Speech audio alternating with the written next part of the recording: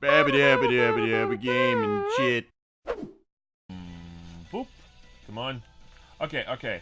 If you could reboot Jazz Jackrabbit. Jazz Jackrabbit? Jazz Jackrabbit. How do you do it? Do you do a 3D platformer? Do you do another retro style 2D platformer? I never played Jazz Jackrabbit. I know of it in passing. You haven't played Turbo Simulator? You haven't played the Jazz Jackrabbit? You know it's fun, right? Is it? It's an MS-DOS game, right? Yeah. Yeah, People used to call it, colloquially, Sonic with a gun. I've heard about it in passing. I know of this glitch you can do where you have this little bird friend in one level, and you can use it to like get there's this objective that's behind like a gate that you have to open. Yeah.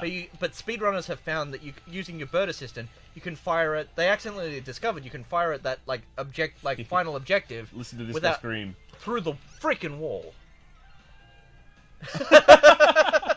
It used to be the Ariel monster scream, There's a name for that, but I can't remember what it is. I can't believe that Ariel Monsters crossed over with Rugrats back in the day. Oh my god, yeah, I love it when they used to do little crossovers like that. I think it was they were saying, "Don't eat us. There's pudding over there in the place," and then they say, "What do you say, Icky Poo?" And Ickis goes up and licks one of the babies, and he's like, "Oh, definitely pudding." Good old Charlie Adler. I am really curious about this CGI Rugrats live action movie. No, it's been announced. What? And they're doing it in 2021. Stop! Yeah, they're doing a reboot TV show, which is obviously probably going to be 3D animated. Wait, they're doing a reboot of Rugrats, not a reboot show. Yeah, they're doing a reboot of Rugrats as a TV show, and then they're also doing, accompanying it, a live-action Rugrats movie. See, that doesn't work. The whole point of Rugrats is it uses animation to show the deep perspectives of, well, like, the original few episodes, if you watch the first couple, there's all these interesting... In terms of animation and cinematography, they're shooting it from a very low angle to simulate what the perspective of a baby is, and that's what made it really interesting. That's the core of its purpose. That's definitely the thing that drew me in when I was a kid, is just kind of like the whole perspective. It has a lot of unique imagery. Yeah. And then it turned into sort of just Monster of the Week cartoons, and then they had the Rugrats movie, and that's where they probably should have stopped. I think the Rugrats movie was really good. Like that was my favorite movie as a kid. I'd watch it over and over again on VHS. That was a good movie. Yeah. You didn't need another one. I am Reptar, hear me roar. I am Reptar. No. Make a dinosaur. We'll make her into a toy. Make her into a toy. Did you hear about the behind the story? Well, obviously, you'd know about the NSFW storyboard that the animators made. No. What, you didn't? Tell me the story. Oh shit. Okay. I can look it up because look. Anytime I see anything to do with Rugrats on a Rule 34 website, I avoid like the fucking plague. It's not a Rule 34 thing. It was the animators made it just for fun. Did like an adult like a fake episode that has let me just. There was a nudist episode where Tommy and the other babies refused to wear clothes. Oh, that's... as kids often do. So it's only been found in segments. The full thing hasn't actually been found yet. But it was a storyboard jam. Lost media? It's lost media, but it's real. It's similar to the Dexter's cursing episode, with the uncensored Which actually cursing. does exist. Oh, that definitely exists. This also exists, but it's not an episode. It's a storyboard. Yeah. A storyboard jam is a storyboard that is started, passed around, and added to by different members of the production crew of a cartoon. Oh yeah, that won't work. Often resulting in a rather lewd or offensive depictions. Production crews are said to have often used storyboard jams to relieve anger and tension while working on a project. One such storyboard jam, titled Incredible, began life around 1998 with Klasky Chupo Mm-hmm. Okay. Production crew of Rugrats. Wrestle has recounted that the first page of the storyboard consisted of Angelica being a bitch to Tommy. So Tommy gets her a drink in the kitchen and puts in dog food and Drano. Oh, God. And that's just the start. Then toddles back to Angelica. After being handed the comic, Wrestle initially pushed it away in disgust, before eventually making additions of his own. So yeah. So it starts off with that. Angelica makes...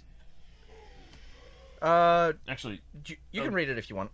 Yeah, we'll swap, because you can...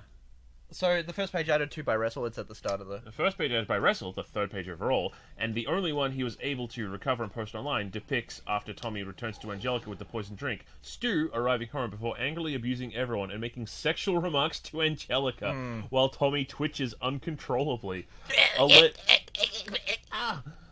Allegedly, some of the other artists were displeased with Wrestle's addition to the plot, although regardless of their disapproval, he continued... Oh shit, your phone's fucking... Did the thing? Oh, it's just a swiper. You just click the thing and it just swipe. Just whoop. There we go. Okay. Though regardless of their disapproval, he continued the storyboard, beginning the next page with a close-up of Stu's crotch on model, and then a cutaway showing his entire pelvis is in fact two tight and well-rounded testicles with a tiny cock dangling from above. I love that it specifies on model. Yeah. Lightning was bouncing around and the word appeared saying balls of thunder or something to that effect. In total, Wrestle ended up adding roughly 12 frames to the storyboard, whereas the other artists had previously contributed just 3 or 4 frames each. Oh, yikes. At this point, the comic was given to other artists to add on, and this later resulted in images of Angelica's hands stroking Stu's testicles, followed by a barrage of incest sex scenes. Wrestle has noted, I was disgusted even when I saw what had become of the comic. While someone was taking the storyboard to show the production crew of the Wild Thornberries, an executive producer saw it, was disturbed, and confiscated the gem, and thus it was ended. It's unknown if the missing pages were destroyed or simply locked away, but either way, it is unlikely we will ever see any more pages of this infamous comic. Oh my god. Oh my god, there's posted images. Yeah. Well, that's why I thought you'd heard about this, because you're typically on board the whole, like, animation behind the scenes. Not with Rugrats. I know very little about their production, except that Klasky and Chupo were also responsible for early seasons of The Simpsons. Yeah. Wait, they showed it... I love... The bit that I didn't know about is that they showed it to the Wild Thornberries production crew. They're like, hey, Liza, check this out. Oh my god! Because you know that if they did the same thing over there, it would end up being bestiality. Oh yeah. Oh no! Oh yeah. Oh no! Oh fuck. But yeah. What do you think? That's definitely the kind of thing that, like, people who are, like, really tired and, like, fed up during crunch time would, like... every animator is a pervert. I'm just gonna say it. I think so, too. Like, didn't Rebecca Sugar used to do Ed, Edd and Eddy Yowie? I think she did Ed, Edd and Eddy Yowie once as a jerk, but every animator has done, like, weird, stupid, sexual shit just for kicks. It's not illegal. It's not even immoral. It's just a way of venting. It's just a joke. Yeah. It's just a prank, bro. No. Fen, social experiment. Oh, yeah, it's a social experiment. I'm fed up with these fucking cancel culture Nazis going after people, being like, oh, they drew a thing I disagree with one time, cancel cultured. You know you can, like, when they've got their tentacles up, you can slide kick them. Sorry, I didn't consider that. Yeah. It is interesting, though. Okay, sure. It is interesting, though, how, like, the same people that, like, talk about that stuff really don't seem to get the juxtaposition that, a joke isn't, like, meant to be taken seriously. It's, like, the whole, because humor in and of itself is kind of a way to talk about uncomfortable topics in a way that's alleviating and, like, it's cathartic. It's not meant to be it doesn't represent what you actually think of the situation. You don't go to a comedy club for biting social commentary that's necessarily, going to solve the problem. You go to have people's hot take on it. Even if you disagree with the person and you leave the show, that's fine. That's your right to exercise to do that, and you have the right to not support that comedian if you find. But when you come out and say comedians should not be allowed to say this or that, that's fundamentally fucked up. And I'm not saying that we have to give white supremacists a platform so that we can defeat them in the marketplace of ideas. No, you don't, because they've already identified themselves as white supremacists. Then they have already. Yeah. They've forfeited their right to, like, really communicate in that kind of level. They've already communicated that they're fundamentally not interested in the well-being of humans. Yeah. So, fuck those assholes. Get rid of them. When it comes to, like, the whole marketplace of ideas thing, I think what matters most is the person discussing their ideas in good faith or bad faith? Well, is the person discussing an idea as an exploration, or are they just surreptitiously sneaking in racism? Yeah, basically. But you can't. But in the world of politics, things are not nuanced. They're not like people don't accept middle of the ground kind of. The whole problem in politics and marketing have blended seamlessly together. Yeah.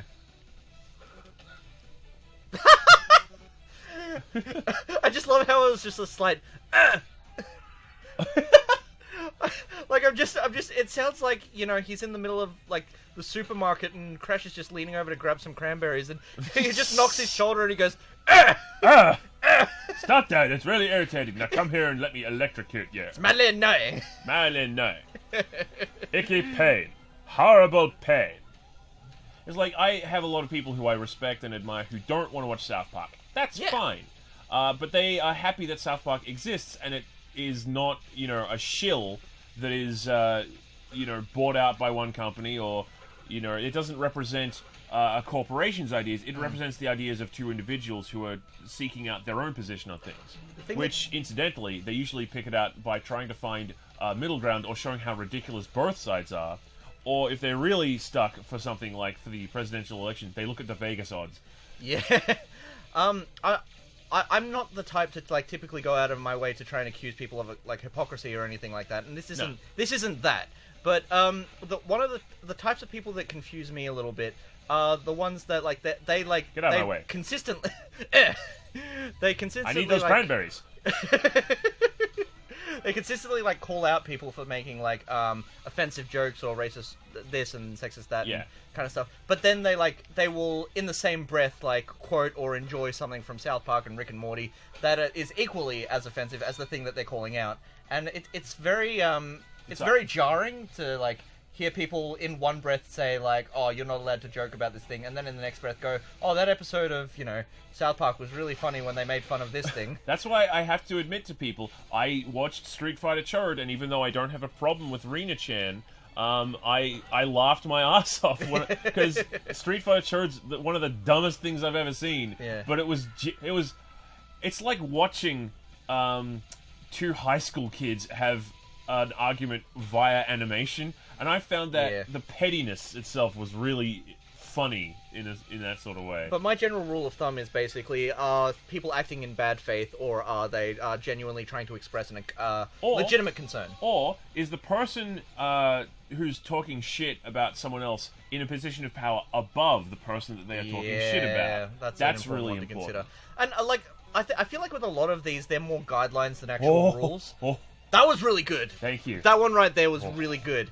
But like that, like the whole idea of like a scale of privilege and like don't punch up, not punch down. Yeah, kind of thing. I think that's a guideline, not a rule. The role of a comedian it can often be to speak truth to power, which is why there's probably not many comedians doing very well in China.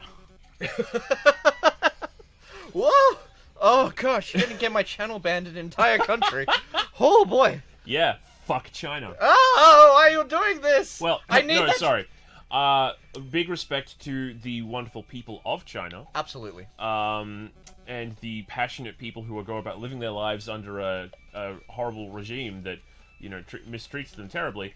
But fuck the people who are oppressing the people of China and who would seek to limit the freedoms of Hong Kong. Wait, no!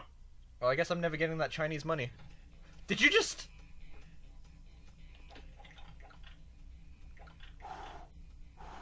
Lord. That was close. That was a very close one. It's a good thing that modern games all have an autosave feature. It's fucking stupid to have load or save on different buttons. No, they really should be a selection on the screen. Yeah, they like really that should. As generally, that's been accepted as the thing that you do. Yeah. In most games. I don't even know how it works. It probably works differently in Spyro, right? In the Reignited trilogy. Yeah, you have a turn. Oh, absolutely. I've done both. One thing that fucked me up about this game is that the jetpack stuff is all on the front cover of the thing, but there's only 2 jetpack levels in the whole goddamn game. Night Fight. Yeah, go ahead. Is this one of those dark levels? Yes. Oh boy. This is the one where we make fun of YMS again. Because remember the... what did we say last time? I don't know. I guess we were just talking about like his general like his monotone voice for a start. This and is then, a 7 out of 10. It's yeah, closer to an 8 than a but 6. Might change it later. Might change it later. That's the one. That's the one. How But he's, I like, a little genuinely bit- love his content, though. Oh yeah, no, he's out of the reviewers that I aspire to be like, YMS IHE, JonTron, Red Letter Media.